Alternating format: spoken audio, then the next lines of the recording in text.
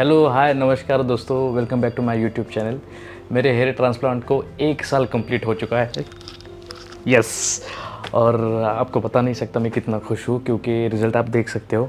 और everybody is asking about my hair transplant. और जिनको पता नहीं था कि मेरे पहले बाल नहीं थे या मैं बाल था, तो उनको तो लगता ही नहीं कि भाई मैंने हेयर ट्रांसप्लांट करवाया है। तो आई am very much happy with the result. और आज मैं पंकज सर से मिलने वाला हूँ। कुछ दो तीन चीज़ें मैं प्रोमिनेंटली आपको बताना चाहता हूँ मेरे हेयर ट्रांसप्लांट के बारे में। एक तो मेरा पूरा लुक चेंज हो गया है। I am looking little bit younger, much younger than my previous self. और ऐसा हो रहा है कि एक डिसिप्लिन आ गया है, क्योंकि मैं अपनी दवाइयाँ अच्छे से फॉलो कर रहा हूँ, मेडिसिन अच्छे से फॉलो कर रहा हूँ, फॉलो अच्छे से ले रहा हूँ। तो खुद ही में एक डिसिप्लिन मैं देख रहा हूँ जो पहले नहीं था।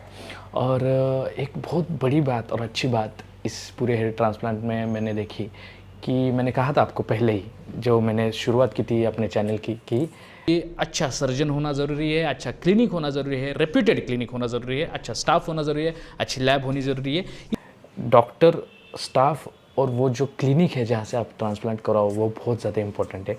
और I am very much 110% satisfied with the facility that this guys are giving मी।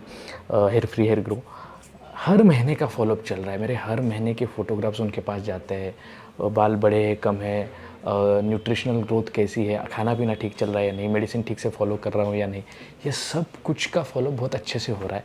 आज मैं डॉक्टर पंकज सर से बात करने वाला हूँ। और कुछ थोड़े इश्यूज़ हैं मुझे, जिनके बारे में बात करूँगा। सबसे पहले तो थोड़ा सा ड्राई हो गए मेरे बाल। बीच में एक 3 महीने पहले कुछ मेडिसिन बंद करवाने को बोली थी मुझे डॉक्टर्स ने, तो उसके बाद थोड़ा सा ड्राइनेस बढ़ गया है बालों में। उतना हेल्दी जोन नहीं लग रहा था।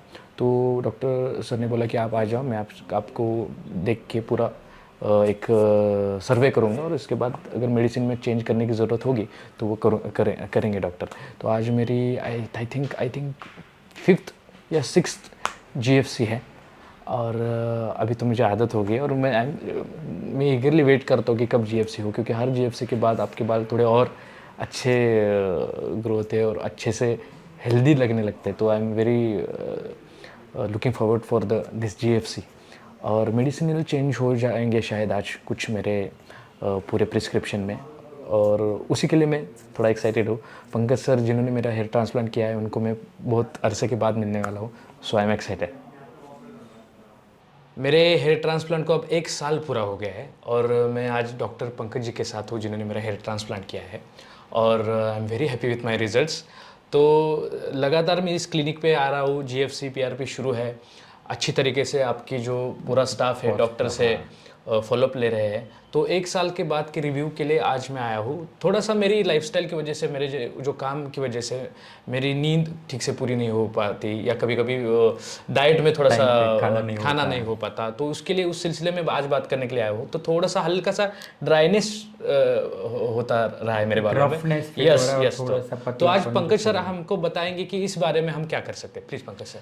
हाँ देखिए सुमित जी, नॉर्मली 1 ईयर्स होता है तो डे बाय डे अपने हेयर का ग्रोथ धीरे धीरे इंक्रीज होता है, मतलब थिकनेस बढ़ती है। आप एक रूटीन साइकिल्स में हेयर कटिंग या रेगुलरली अपने ट्रीट होते हैं, नॉर्मली जो हम करते हैं वैसे वो रेगुलरली जाते हैं। तो कैसा होता है ना कि जैसे आपको जैसे बीच में मैंने आपका कंसल्टेशन किया था 6 मंथ पहले, तब मैंने आपको बोला था कि अभी एक अच्छा इंप्रूवमेंट आ गया अपने को जो चाहिए उस लेवल पे। तो हमने कुछ मेडिसिन की तब ज़रूरत नहीं थी, इसके लिए हमने कम करके उसको स्टॉप करके और बंद कर दिया था। तो कैसे होता है कि कुछ एग्जिस्टिंग हेयर रहते हैं वो because of support of medication से इंप्रूव रहते हैं। आपके ट्रांसप्लांटेड हेयर उस कंडीशंस में ही है, उसकी जो लेंथ थिकनेस जैसा है उसका ग्रोथ भी हो रहा है। शायद आपको पता है कि जैसे बीच में आपने मुझे फोटोग्राफी भेजे थे, काफ़ी लॉन्ग हेयर थे, तो रेगुलरली कट की जरूरत पड़ती। बट एग्जिस्टिंग हेयर, जैसे आपने स्टार्टिंग में मुझे बताया कि सर स्टार्टिंग के 5-6 महीने में मुझे ये सब हेयर जहाँ पे ट्रांसप्लांट भी नहीं किया वहाँ पे भी ग्रोथ दिख रहा था। तो जो मेडिकेशंस की वजह से ग्रोथ दिखता है वो मेडिकेशंस बंद करते हैं तो थोड़ा कम हो जाता है। रफनेस जो होती है बिकॉज ऑफ मिनॉक्सिडिल जो रहता है उसकी वजह से थोड़ी रफनेस रहती है, ड्राइनेस आता है। और बीच में तो 2-3 बार ऐसा भी हुआ सर कि स्विमिंग पूल के कुछ सीन्स थे हमारे। तो बहुत पीरियड में क्लोरीन के वाटर में था, उसका कुछ असर हो सकता है बालों पर? देखो ऑब्वियसली क्लोराइड वाटर जो है वो थोड़ा अफेक्ट तो करता ही है। कंटिन्यूसली रहता है तो बहुत ज़्यादा अफेक्ट करता है, इसलिए जो भी कंटिन्यूस स्विमिंग वाले बंदे रहते हैं उसको स्विमिंग कैप पहनना चाहिए। बट अगर वाइल्स है, लाइक आप जो 2-3 दिन रेगुलरली रहेगा तो उससे थोड़ा बहुत इफेक्ट आएगा, but it's a permanent effect नहीं होगा। रफनेस जो है वो थोड़ा बिकॉज ऑफ मिनॉक्सिडिल की वजह से, लॉन्ग हेयर, बड़े हेयर होने की वजह से, डाइट की वजह से, और आपकी ये इम्पोर्टेंट है कि मेन डाइट इम्पोर्टेंस, जैसे आपने बताया कि अभी आपका जो मूवी चल रहा है जिसकी वजह से आप बहुत ज़्यादा इरेगुलर स्लीप हो रहा है आपका, मतलब स्ट्रेस भी है, स्ट्रेस है, वर्कलोड, ये सारी चीज़, टाइम पे फूड नहीं लेना, तो ऑब्वियसली देखो अफेक्ट तो होता ही है उससे। अल्टीमेटली जितना हम हेल्दी न्यूट्रिशन यूज करेंगे, जितना हेल्दी लाइफ करेंगे, उससे अपना ओवरऑल ग्रोथ होता है, इवन बॉडी का अपना फ्रेशनेस रहता है, तो उसके इफेक्ट वहाँ पे आते हैं। तो हेयर का भी सिंपल वहीं पे है, तो वहाँ पे वो इफेक्ट कर रहा है। तो आपको उसके लिए देखो, अगर आप या तो हेल्दी लाइफस्टाइल चेंज कर लो, अच्छे से कर लो, अगर आप वो नहीं करे तो उसके ऑप्शंस में जो है वो आपको सपोर्ट लेना पड़ेगा, न्यूट्रिशनल सपोर्ट। तो उसके लिए जैसे मैंने वापस आपको मेडिसिन से एडवाइस किया, अभी वापस हम बायोटिन मल्टीविटामिन और विनास्टा टैबलेट स्टार्ट कर देते हैं। मिनॉक्सिडिल आप रेगुलरली यूज कर रहे हो, उसको कंटिन्यूसली 5% यूज करना, जो बीच में शायद 10% कर रहे थे, तो अभी उसको 5% रखते हैं। और दूसरा है कि सीरम हम ऐड करते हैं, जो क्या होता है, मल्टी ग्रोकाटिक्स और कॉकटेल सीरम्स रहता है, जिससे आपके हेयर की थिकनेस और उसकी रफनेस जो है उसकी शाइनिंग को मेंटेन करने के लिए हेल्पफुल होता है। तो आपको जो लग रहा है ना बेजान हेयर, मतलब जिसमें जान नहीं, वैसे एकदम फील हो रहा है, तो उसमें इंप्रूवमेंट आ जाएगा डे बाय डे, ठीक है।